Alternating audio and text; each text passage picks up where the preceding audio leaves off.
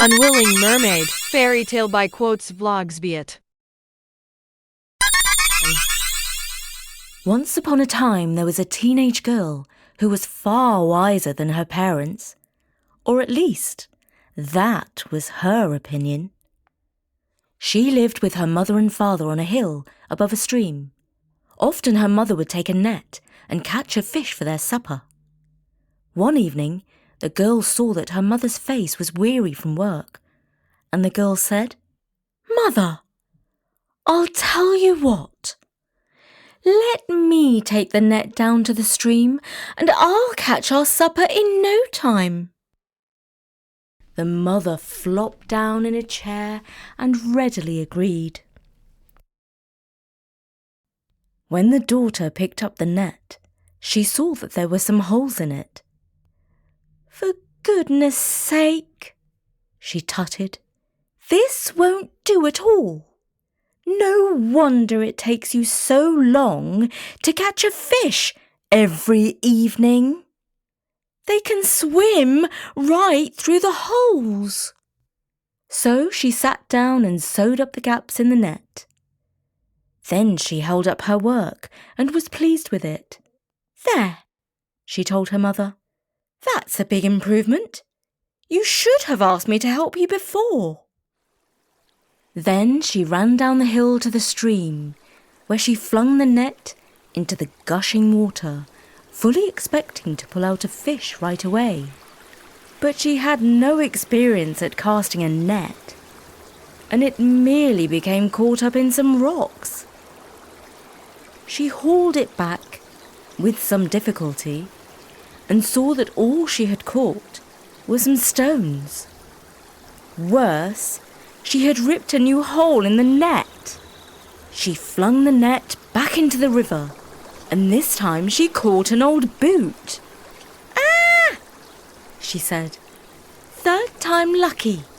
Just then, a boy who lived nearby saw that she was having difficulty and offered to help her. "I don't need your help," she insisted.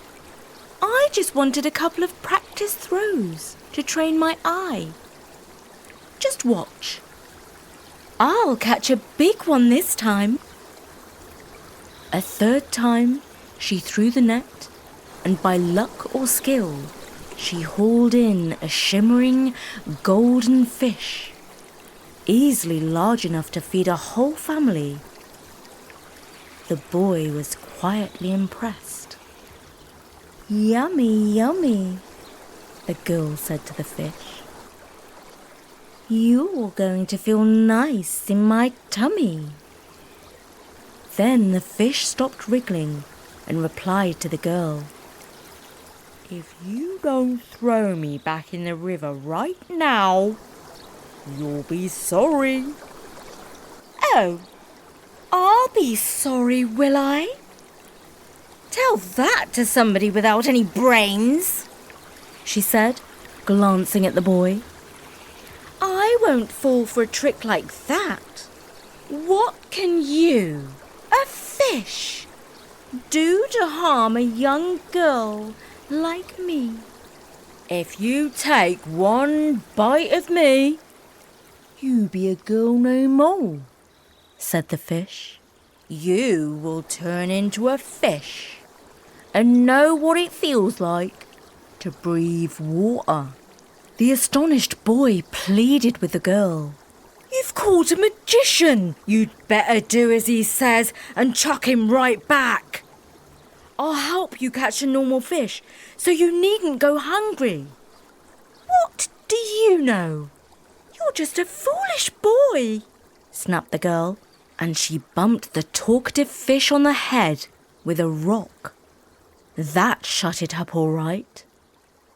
Then she hurried back home with her catch, as she was feeling quite peckish. "Look at this whopper of a fish," she said to her parents. "Didn't I say I would catch a good bite to eat without any trouble? I expect this one will taste extra delicious because he was a talkative fish." "A what?" asked her father. "Didn't you hear me? I said he could talk, and he made more sense than either of you ever do, insisted the girl. Her father sighed. He was used to his daughter's lippy backtalk. He hoped that she would grow out of her strong-headed ways before too long. He took a knife and expertly filleted the fish for her. Then she tossed it into a frying pan with butter and parsley, and soon it was sizzling away. Meanwhile, the father buttered some thick slices of bread that he had baked himself. When the fish was ready, the girl placed it on a large plate and asked her parents to admire her evening's work. They agreed that it looked and smelt impressive. She cut the fish into 3 pieces, and the family sat down to dinner.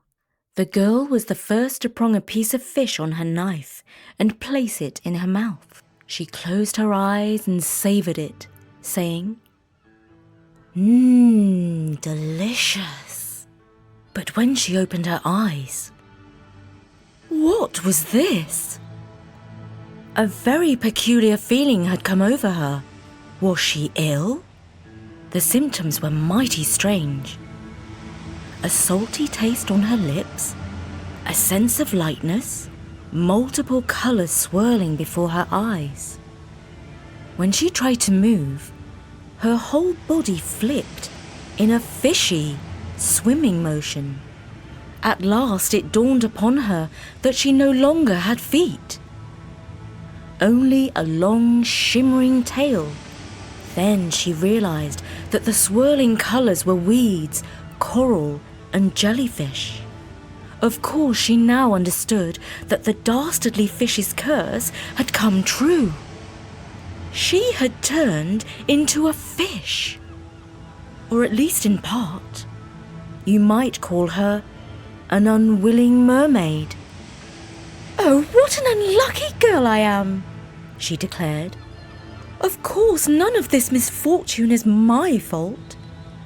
How could I have known that the stupid fish was speaking the truth?"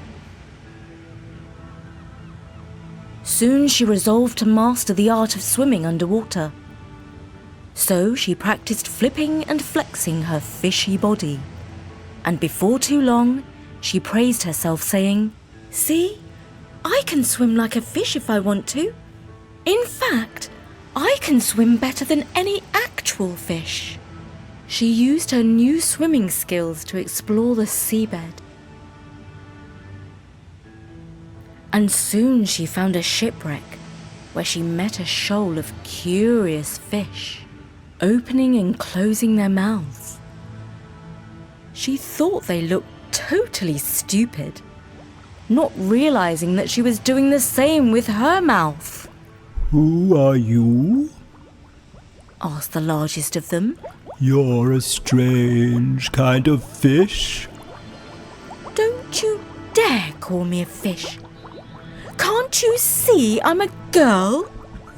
insisted the unwilling mermaid. "Well, you look like a fish, and you swim like a fish, so I say you are a fish," replied the big fish. "How dare you say that? I'm a smart and pretty girl, not an ugly, stupid fish." "Oh, I see," said the big fish. "You probably were a girl until just recently, but you made the mistake of trying to eat a magic fish. So now you're a fish, even if you don't want to be. Serves you right. Never mind. You can come and meet the queen of the fishes. She used to be a girl like you. Now she's a posh fish." The shoal of fish led the way. The unwilling mermaid felt lonely at the bottom of the deep sea, and so she followed on. Up above them, a ship was setting out on a long journey. Some passengers gazed over the side.